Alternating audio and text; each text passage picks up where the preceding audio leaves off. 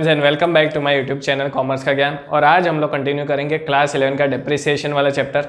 Last video में हम लोगों ने देखा था कि डेप्रिसिएशन में किस तरह से अगर स्ट्रेट लाइन मेथड का क्वेश्चन आता है तो उसे सॉल्व करना है। ठीक है, आज वही स्ट्रेट लाइन मेथड में हम लोग एक नया पॉइंट करने वाले हैं, that is related to sale और डिस्पोजल ऑफ एन एसेट। ठीक है, अब ऐसा ज़रूरी नहीं है कि आज अगर मैंने मशीन को इंस्टॉल किया है तो मैं उसको बेचने नहीं वाला। ठीक है, साल भर में या तो लेट्स से कि 1 साल 2 साल कभी भी हम लोग उसको बेचने तो वाले ही है। ठीक है, तो जब हम लोग उसको बेचेंगे, उसको सेल आउट कर देंगे, तब हमें डेप्रिसिएशन का क्या इफेक्ट देना है, ये वही टॉपिक है। It is an important topic from your exam point of view, because exam में डेफिनेटली सेल वाला पॉइंट तो आने ही वाला है। ठीक है, तो इसे इग्नोर नहीं करना है। इतना सिंपल डेप्रिसिएशन का क्वेश्चन नहीं होगा, तो ऑब्वियसली उसमें आपको उन लोगों ने बोला होगा कि भाई एक से ज़्यादा मशीनरी परचेज किया है, फिर वो 2 मशीनरी में से एक मशीनरी को उन्होंने सेल आउट कर दिया है। ठीक है, तो सेल आउट वाला आपको कंसेप्ट सिर्फ समझना है, बाकी एग्जाम्पल आप लोग आराम से सॉल्व कर सकते हो, चाहे 1 मशीनरी हो, 2 हो कि 5 हो, the concept remains the same. तो कॉन्सेप्ट पे आपको क्या करना है, फोकस करना है। ठीक है, तो चलिए स्टार्ट करते हैं। आगे बढ़ने से पहले अगर अभी तक आप लोगों ने चैनल को सब्सक्राइब नहीं किया है तो पहले जाकर चैनल को सब्सक्राइब करें और नोटिफिकेशन ऑन कर दीजिए, ताकि जो भी डेली वीडियोस आते हैं उससे आपको क्या रहेगा, अपडेशन मिलता रहेगा। ठीक है, तो चलिए स्टार्ट करते हैं। Now there are certain important points for sale और disposal of an asset. Number 1, depreciation is provided up to the date of sale. ठीक है, मान लो 1 अप्रैल आ गया, ठीक है 2020, और 30 जून को मैंने मशीनरी बेच दिया। मान लो मशीनरी बिगड़ गई, टूट फूट गई, कि कुछ लॉस हो गया, या तो कोई और अच्छी मशीनरी का ऑप्शन मुझे मिल रहा है, तो मुझे ये मशीनरी को यूज़ नहीं करना है, मुझे उसकी मार्केट वैल्यू भी अच्छी मिल रही है। तो भैया जैसे ही 30 जून आया तो हमने सोच लिया कि भाई इस मशीनरी को तो मुझे क्या करना है, बेच देना है, सेल आउट कर देना है। ठीक है, तो now depreciation is provided up to the date of sale. अब ये पूरे साल तो आपने मशीनरी यूज़ नहीं किया, बिकॉज 30 जून को तो मैंने मशीनरी क्या कर दिया, सेल आउट कर दिया। ठीक है, तो मुझे डेप्रिसिएशन तो कैलकुलेट करना पड़ेगा। ठीक है, लेकिन कितने महीने के लिए, सिर्फ 3 मंथ्स, फ्रॉम अप्रैल मई जून। ठीक है, तो यही सिंपल कंसेप्ट है सेल का। जब भी मशीनरी का इंफॉर्मेशन दिया हो कि भाई इस डेट को सेल किया है, ठीक है, तो from the beginning of financial year, right, that is 1 April till the date of sale, वो जितने भी पीरियड है, जितने भी मंथ्स है या तो डेज में है, तो आपको क्या करना है, उतने दिन या तो उतने महीने का डेप्रिसिएशन कैलकुलेट करना है। डेप्रिसिएशन की एंट्री सेम रहेगी, depreciation account to asset account, मतलब कि एसेट अकाउंट में क्रेडिट साइड पे आपको डेप्रिसिएशन उसका लिख देना है। ठीक है, second, entry for sale proceeds is recorded. अब जो भी मशीनरी सेल किया तो उसमें अपने को पैसा तो मिला ही है। ठीक है, जो भी बिजनेस ऑर्गेनाइजेशन है, मान लो ये जो मशीनरी हमने सेल किया, राइट, इसका कॉस्ट था 10,000 रुपीज़। ठीक है, हमने 3 महीने यूज़ किया, डेप्रिसिएशन इज लेट्स से 10%। ठीक है, तो कितना हो जाएगा, 10,000 इंटू 10% इंटू 3/12, कितना हो जाएगा, इंटू 3/12। क्लियर? सो ये आपका हो जाएगा 4, चलिए ये आपका हो गया 1000। ठीक है, 3000, 4 and 1000, तो ये हो जाएगा आपका 250। So 250 is the amount of depreciation that is to be recorded for 3 months. तो यहाँ पे depreciation account to asset account. फिर अब मान लो ये जो 10,000 का डेप्रिसिएशन है, इसका सेल प्राइस मुझे मार्केट में कितना मिला, 8,000 रुपीज़, मतलब कि 10,000 का मशीनरी हमने कितने में बेचा है, 8,000 रुपये में। क्लियर? अब डेप्रिसिएशन माइनस करने के बाद, ठीक है, तो कॉस्ट माइनस डेप्रिसिएशन, ये हमें मिलेगा WDV, मतलब कि रिटर्न डाउन वैल्यू। क्या मिलेगा हमें, रिटर्न डाउन वैल्यू, मतलब कि जो भी आपकी कॉस्ट थी मशीनरी का, मतलब कि जो ओपनिंग बैलेंस था 1 अप्रैल को, और जब आपने सेल किया तो सेल तक का हमने डेप्रिसिएशन किया, तो ओरिजिनल कॉस्ट जो था, उसका ओपनिंग बैलेंस था, उसमें से जो 3 महीने का डेप्रिसिएशन है वो मुझे क्या करना है, माइनस करना है, जिससे मुझे मिलेगा रिटर्न डाउन वैल्यू। ठीक है, यहाँ पे लिख रहा हूँ रिटर्न डाउन वैल्यू, तो 10,000 माइनस 250, ठीक है, 9750 आ जाएगा WDV। अब SP मतलब कि सेल प्राइस कितना है, 8,000, राइट। तो हमेशा आपको यहाँ पे याद रखना है, entry for sale proceeds is recorded. ठीक है, मैं प्रॉफिट या तो लॉस की बात नहीं करा, कितने में बेचा, जितने में भी बेचा हो, प्रॉफिट और लॉस इज सेकेंडरी। लेकिन जितने में भी बेचा है उतने पैसे तो मुझे मिलने वाले हैं, राइट।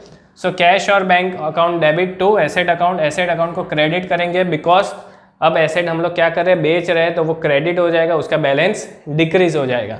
सो कितना पैसा मिलेगा, सेलिंग प्राइस कितना है 8000, तो कैश 8000 से डेबिट करो और एसेट को 8000 से क्रेडिट करो। क्लियर, मतलब कि जब हम लोग एसेट अकाउंट प्रिपेयर करेंगे तो क्रेडिट साइड पे लिखना है बाय कैश और ऑब्लिक बैंक अकाउंट, और अमाउंट कितनी आ जाएगी 8000 रुपीज़। अब फाइनल स्टेप है प्रॉफिट या तो लॉस निकालना है, ठीक है, प्रॉफिट या तो लॉस निकालना है, उसकी भी जर्नल एंट्री हमें एसेट अकाउंट में रिकॉर्ड करनी है, ठीक है। अब प्रॉफिट या तो लॉस किस तरह से निकालोगे, आपको WDV को कंपेयर करना है सेलिंग प्राइस के साथ, ठीक है। WDV कैसे मिलेगा, जो भी ओपनिंग बैलेंस है मशीनरी का, ठीक है, माइनस डेप्रिसिएशन टिल सेल, यहाँ पे जगह नहीं है, डेप्रिसिएशन टिल सेल, जब तक आपने मशीनरी यूज़ की या तो बेच दी उतने महीने का जो डेप्रिसिएशन है उसको माइनस कर दो, आपको मिल जाएगा return down value. Return down value को आपको सेलिंग प्राइस के साथ कंपेयर करना है, ठीक है। If return down value is more than the selling price, तो ये क्या हो जाएगा, लॉस हो जाएगा, कितने का 1750।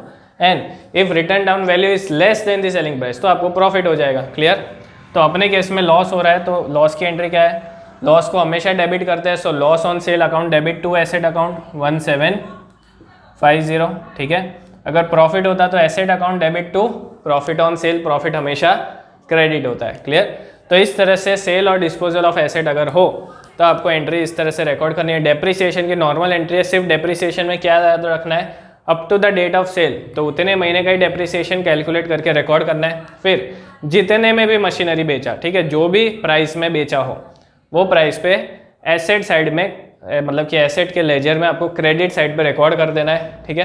फिर आपको कंपेयर करना है WDV और सेलिंग प्राइस को, ठीक है।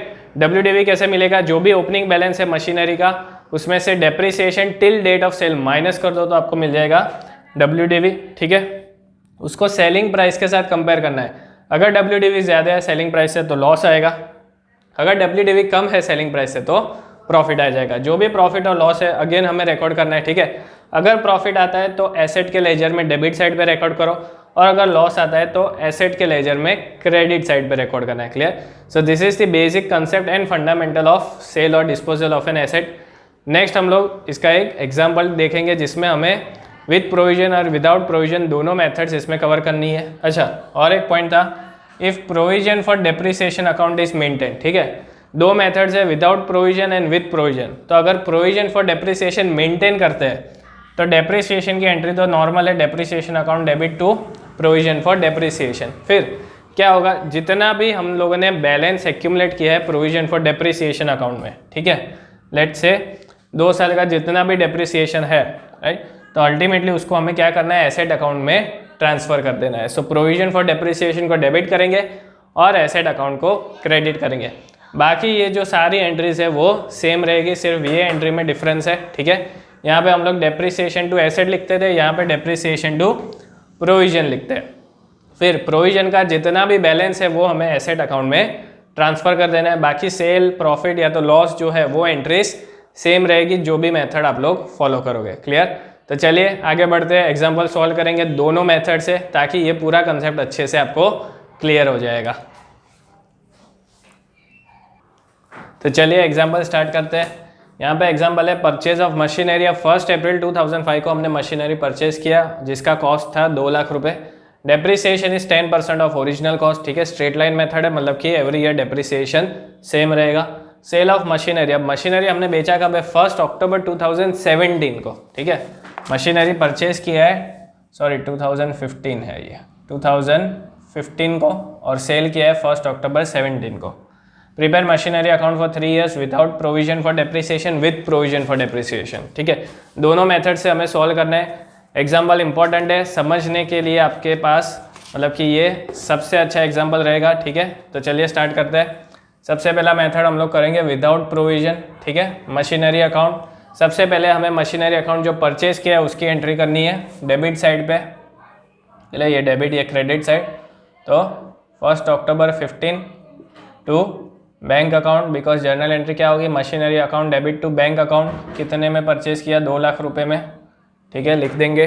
फिर अब जो परचेज किया है 1 अप्रैल को, क्लियर, 1 अप्रैल को, तो उसका डेप्रिसिएशन गिनना पड़ेगा 31 मार्च 16 को, राइट, बाय डेप्रिसिएशन अकाउंट। 1 अप्रैल को परचेज किया मतलब पूरे साल आपने मशीनरी यूज़ किया था, तो पूरे साल का डेप्रिसिएशन कैलकुलेट करना है। अगर मान लो परचेज आपने 1 अक्टूबर को किया होता तो सिर्फ 6 महीने का डेप्रिसिएशन आता पहले साल में, क्लियर। सो डेप्रिसिएशन क्या हो जाएगा, 2 लाख का 10% 20,000, ठीक है, bye balance carried down, closing balance एक दो मशीनरी का 1,80,000 31 मार्च 16 को, तो यहाँ पे अपना 1 साल ख़त्म हो गया, 3 साल का बनाना है। अगेन 1 अप्रैल 2016 आ जाएगा, ठीक है, ये मार्च 16 था तो ये अप्रैल 16 रहेगा। बैलेंस ब्रॉट डाउन करो मशीनरी का सेकेंड ईयर में 1,80,000। अब दूसरे साल का डेप्रिसिएशन गिनो, मतलब 31 मार्च 17 का, ठीक है। सो 31 मार्च 17 में हमने मशीनरी सेल किया 1 अक्टूबर 2017, ठीक है। इसमें कंफ्यूज मत होना, डेप्रिसिएशन वाले चैप्टर में डेट्स बहुत ही ज़्यादा इंपॉर्टेंट है, ठीक है, वरना पूरा सम गलत हो जाएगा। आपको उसको जज कैसे करना है, फाइनेंशियल ईयर के पॉइंट ऑफ व्यू से, ठीक है।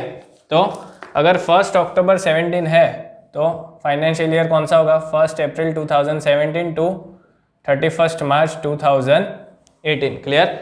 ये फाइनेंशियल ईयर है और इसके बीच में डेट फॉल हो रही है 1 अक्टूबर 2017, ठीक है। इस तरह से सॉल्व करोगे तो ईजी हो जाएगा एग्जाम्पल। अभी तक हम लोग 31 मार्च पे पहुंचे, मतलब कि इस साल में आपको सेल वाली एंट्री नहीं करनी है, राइट। बहुत सारे स्टूडेंट्स कंफ्यूज हो जाएंगे कि भाई 17 है, 2017 में बेचा, अक्टूबर है, मार्च तो आ गया, नहीं, मार्च के बाद अक्टूबर आने वाला है, क्लियर।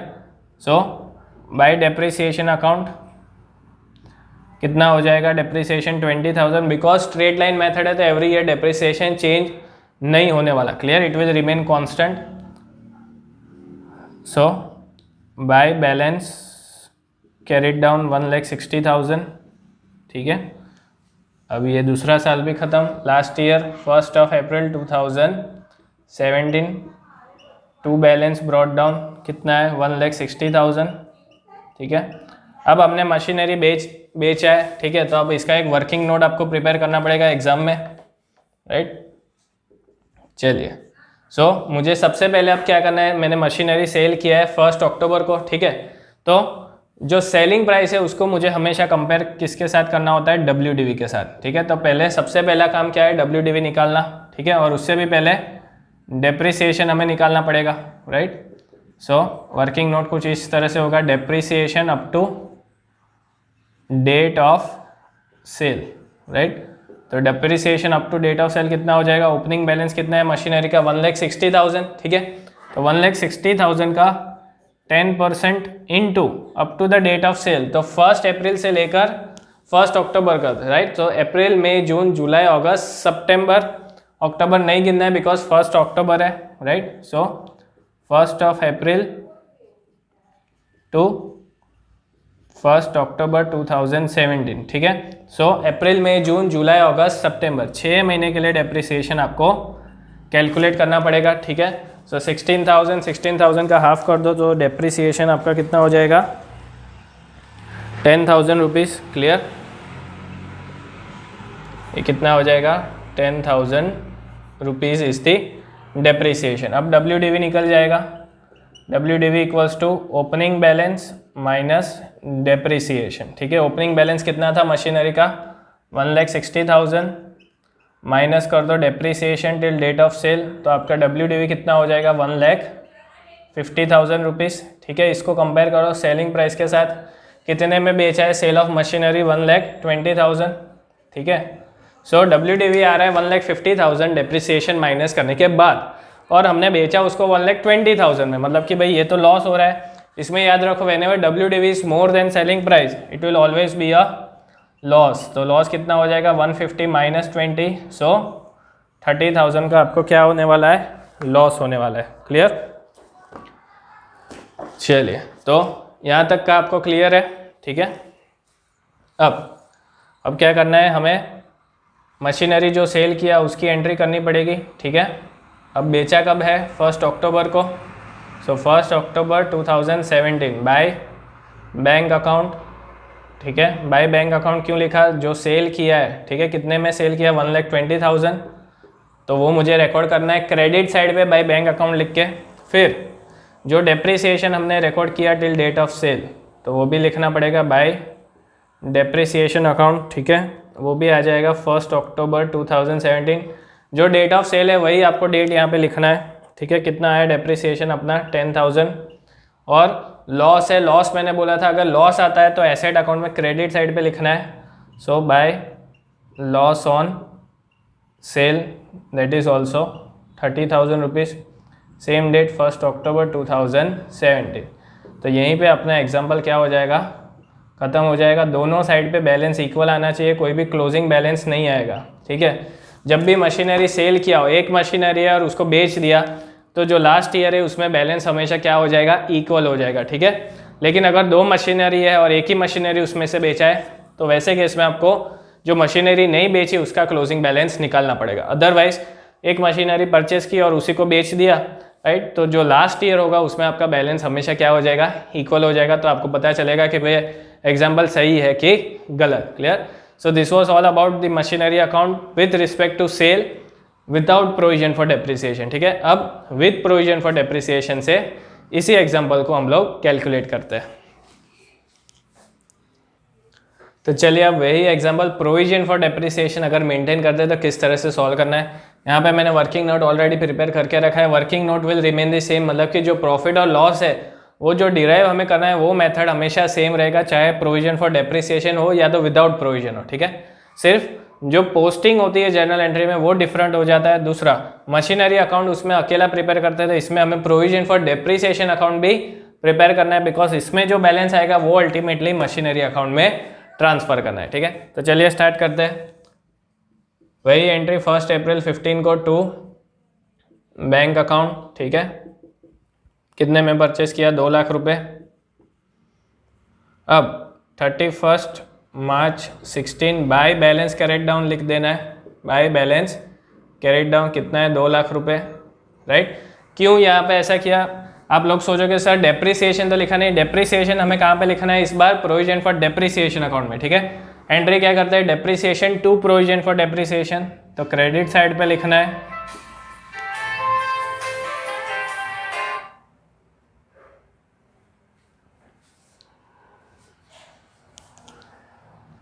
तो क्रेडिट साइड पे लिखना है हमें बाय डेप्रिसिएशन अकाउंट। पहले साल का कितना था डेप्रिसिएशन, सॉरी पहले साल का डेप्रिसिएशन, हाँ 20,000 था, तो 20,000 लिखेंगे। क्लियर। और डेट आ जाएगी 31 मार्च 16। क्लियर।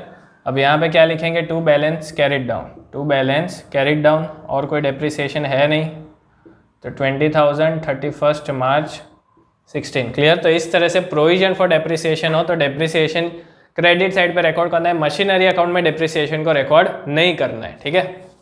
चलिए वापस 1 अप्रैल 16 टू बैलेंस ब्रॉट डाउन वही रहेगा, इसमें कोई चेंज नहीं आएगा। फिर से 31 मार्च 17 बाय बैलेंस कैरिड डाउन, फिर से 2 लाख रुपए। क्लियर। अब यहाँ पे भी 1 साल ख़त्म हो गया, सो 31 मार्च 17 बाय डेप्रिसिएशन अकाउंट, फिर से 20,000 रुपीज़, और वही डेप्रिसिएशन का बैलेंस हमें कैरी फॉरवर्ड करना है 20,000 रुपीज़ 31 मार्च 17 का। तो 2 साल ख़त्म हो गए, ठीक है। अब तीसरा साल आएगा जब हमने मशीनरी को सेल किया है, ठीक है। So 1 April 2017 to balance brought down 2 lakh rupees, ठीक है। अब 31 मार्च 18 आ गया, ठीक है।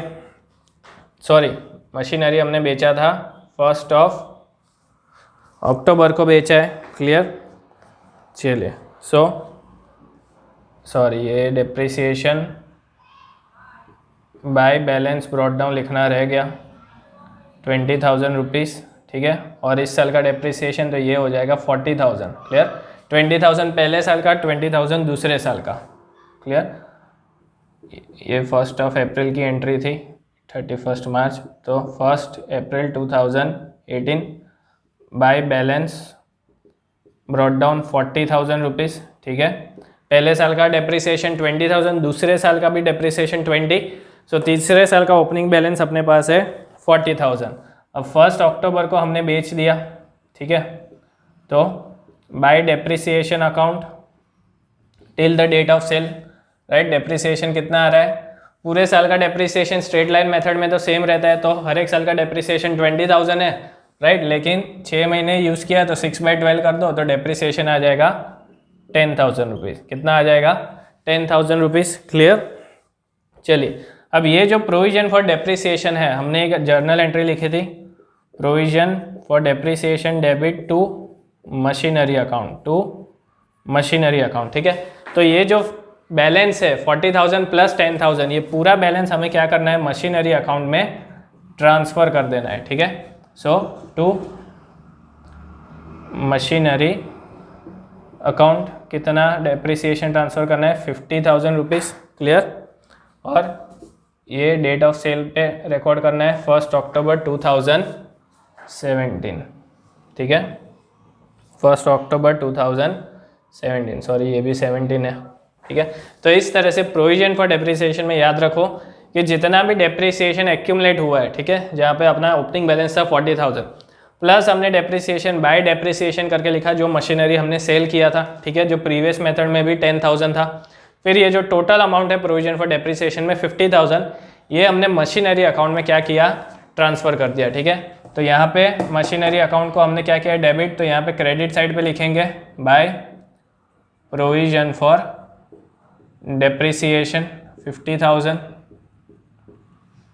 1 अक्टूबर 17 को, ठीक है, बाय प्रोविजन फॉर डेप्रिसिएशन। फिर बाकी एंट्री सेम रहेगी, by bank account cell, by bank account cell कितने में बेचा है, सेलिंग प्राइसेस 1,20,000, तो 1,20,000 लिख दो। और बाय लॉस ऑन सेल 30,000, ठीक है। तो ये दोनों साइड का टोटल इक्वल आपका हो गया 2 लाख रुपए। क्लियर। यहाँ पे भी 2 लाख हो रहा है, जगह नहीं है, लेकिन ये तीनों का मिलाकर 2 लाख हो गया, ठीक है। सो मशीनरी अकाउंट में बाय प्रोविजन फॉर डेप्रिसिएशन, इसमें जो बैलेंस था वो हमने मशीनरी अकाउंट में ट्रांसफ़र किया, ठीक है। फिर बैंक अकाउंट सेल, जितने में सेल किया है वो एंट्री भी रिकॉर्ड करनी है और लॉस वो भी रिकॉर्ड करना है, ठीक है। So the only difference was कि जो डेप्रिसिएशन हम लोग मशीनरी अकाउंट में रिकॉर्ड करते थे उसकी जगह पे हम लोगों ने प्रोविजन फॉर डेप्रिसिएशन में रिकॉर्ड किया और फिर इसका बैलेंस हमने मशीनरी अकाउंट में ट्रांसफ़र कर दिया। तो सिर्फ ये पोस्टिंग अलग है, ये एक मेथड ही सिर्फ डिफरेंट है, बाकी कंसेप्ट पूरा सेम है। तो इसी के साथ अपना straight line method with sale और डिस्पोजल ऑफ एन एसेट यहीं पे खत्म होता है। नेक्स्ट वीडियो में हम लोग रिटर्न डाउन वैल्यू वाले जो मेथड है वो स्टार्ट करेंगे। अगर वीडियो का कंटेंट अच्छा लगा हो तो लाइक, शेयर और सब्सक्राइब करना ना भूलें। Thank you.